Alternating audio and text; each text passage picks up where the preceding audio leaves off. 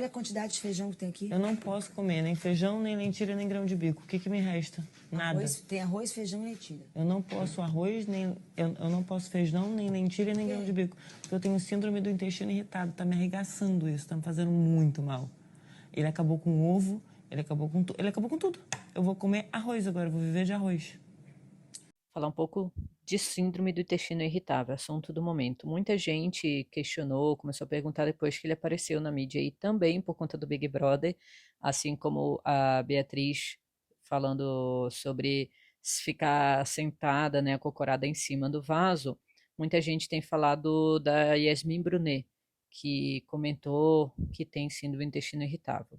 Em primeiro lugar, a síndrome do intestino irritável ela não é uma doença única, ela é um distúrbio gastrointestinal. Ele tem sintomas digestivos gástricos altos, como refluxo, azia, a famosa gastrite nervosa, e sintomas intestinais, distensão, alternância do hábito intestinal, ou seja, constipação, diarreia, distensão, e ele é uma doença considerada funcional. Esse termo se refere a doenças que elas não têm um fator orgânico, uma causa única, um tratamento único, é feito colonoscopia, vários exames, endoscopia, e não é visto inflamação, de fato, no intestino, na mucosa, é mais uma alternância, uma alteração do funcionamento do intestino, de percepção, de sintomas, uma alteração do sistema nervoso gastrointestinal, digamos assim,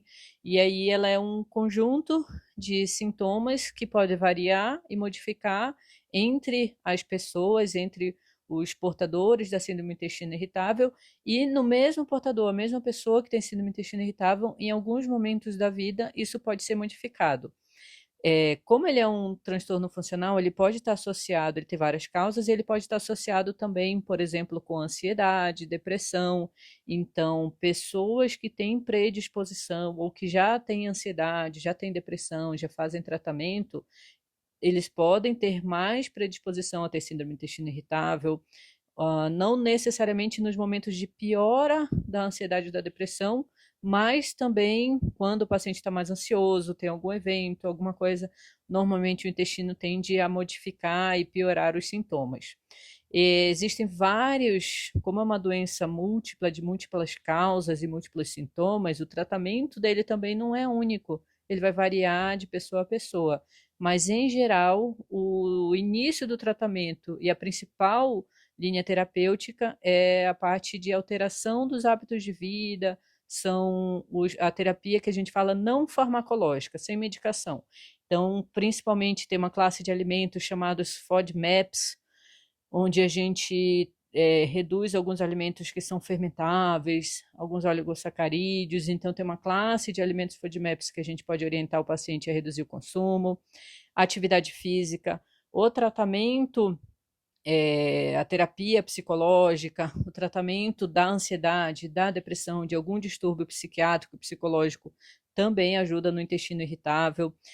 Lembrar, muito importante, o diagnóstico do intestino irritável, ele é um diagnóstico de exclusão, então não é também apenas a sintomatologia. É muito importante que a gente faça um exame de colonoscopia, endoscopia, tenha certeza, por exemplo, que aquele paciente não tem realmente alguma doença orgânica, não tem uma inflamação intestinal, né, uma doença inflamatória. Muitas vezes tem paciente que recebe o diagnóstico de síndrome do intestino irritável sem ter feito nenhum exame.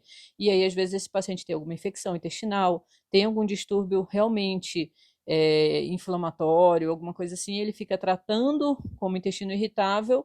Pode ser, por exemplo, até mesmo câncer intestinal. Então, tem que ser feito exames para a gente poder ter certeza e se chegar no diagnóstico de intestino irritável. E aí, esse tratamento vai depender muito do sintoma do paciente e ele envolve muito a terapia não farmacológica. A gente inclui também alimentação, alimentos probióticos, medicações probióticas. Então, ele é multidisciplinar, porque depende de uma atividade física, um tratamento psicológico, psiquiátrico, e em associação com alterações nutricionais e de hábitos de vida, e em alguns momentos a gente pode precisar, sim, também de medicações.